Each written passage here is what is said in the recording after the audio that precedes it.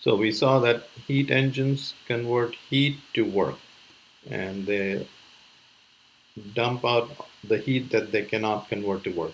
So as we mentioned, your car is a heat engine. It gets heat from burning gasoline.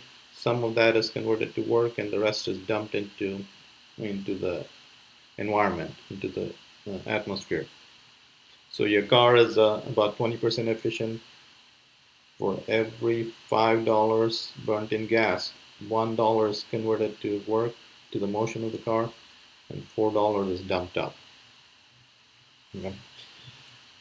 So the question is it possible to convert all of the heat to work? Okay. Mr. Carnot asked that question, and he came up with an answer. So he came up with the maximum efficiency. So heat engine, it gets QH amount of heat from a hot reservoir, converts some of that to work, and then dumps the rest of it. So Mr. Carnot asks, what is the maximum efficiency possible for a heat engine? Okay. The efficiency is defined as how much work you got divided by the amount of heat you absorb. So if you converted all of the heat to work, this would be 1, and the efficiency would be 100%. Like I said, your car is only about 20% efficient, meaning if you absorb 5 joules of heat, you convert 1 joule of that to work. 1/5 this times 100 is 20%. So Mr. Carnot showed that uh, the amount of heat dumped into the atmosphere divided by the amount of heat absorbed at the hot reservoir is proportional to the temperature. It's equal to the temperature of the environment divided by the temperature of the hot reservoir. Temperature of the cold reservoir divided by the temperature of the hot reservoir. So what Mr. Carnot says, a heat engine operating between these two temperatures, this is the maximum efficiency. 100 times 1 minus Tc by Th. Okay, so that is the maximum possible efficiency for a Carnot engine. Okay, so if you wanted 100% efficiency, the temperature, for instance, of the cold reservoir would have to be 0 degree Kelvin. And by the way, these temperatures are in Kelvin scale. So if this were 0 degree Kelvin, which is impossible, this would be 0, and the efficiency would be 100%. A heat pump. So now let's talk about a heat pump. What is a heat pump? Uh, so, so let's say this is a cold region, this is a hot region. Okay, so this could be the outside and this could be inside your house in Florida. Now, what nature does is heat will naturally flow like that from a hotter region to a colder region. Okay, what a heat pump will do is a heat pump will take heat from here and put it out there. Okay? So what a heat pump will do is take heat from here and put it out there. Now, nature doesn't want to do that, so to do that, you have to do work. The heat pump has to do work. And that's what a heat pump does. And for instance, that's what a refrigerator does too. If this were the refrigerator, outside in the kitchen is hotter, and the refrigerator removes heat from inside and dumps it out. And for that, the refrigerator has to be plugged in. You need to do work. Okay, so uh,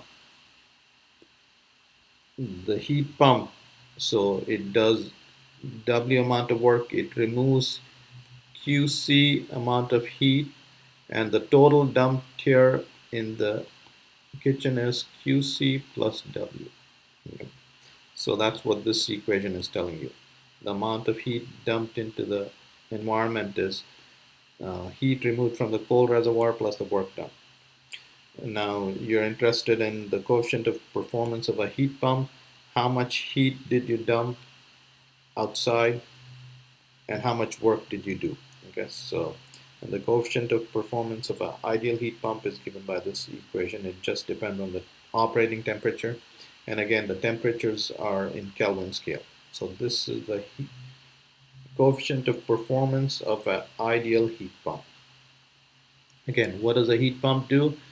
In in nature, heat always flows from a hotter region to a colder region. A heat pump and a refrigerator will make heat flow from a colder region to a hotter region. But you have to pay a price, you have to do work. This happens on its own. To make this happen, you have to do work. So here's a cartoon diagram of a heat pump. What you're trying to do is you're trying to remove heat from a colder region and make it and dump it in a hotter region.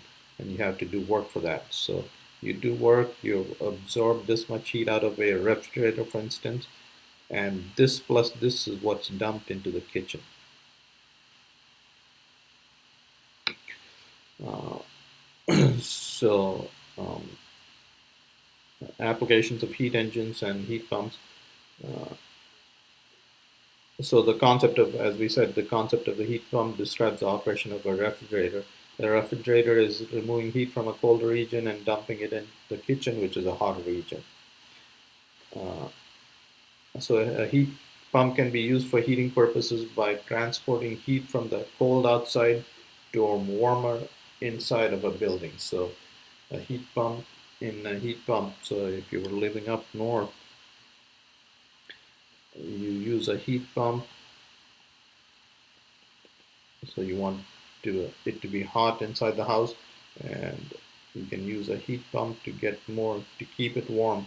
You can use a heat pump to bring heat from the cold outside to the warm interior.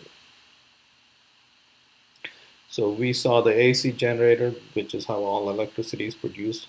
You just have to figure out a way to rotate that loop of wire, as we saw in the simulation, and you're producing electricity. So in a windmill, it's the wind blowing is that's what's turning the loop.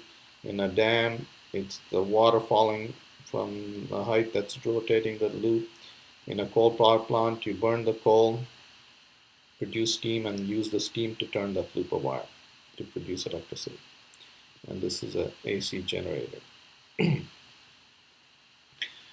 Like we said, electricity is the most useful form of energy today, because most of our work is done by electric motors.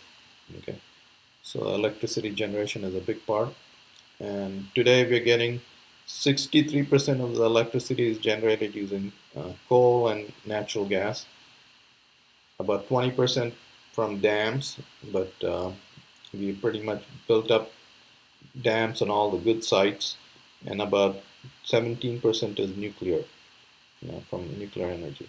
So solar cells and windmills make a small portion. Hopefully in 100 years, this will be a major portion.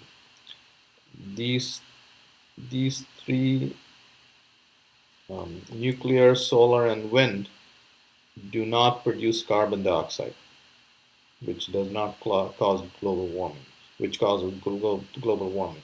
So this is the slice we want. Oh, hydroelectricity also, but this can't grow. This, all these guys do not produce CO2, carbon dioxide. These guys produce carbon dioxide. Okay, so that's the idea.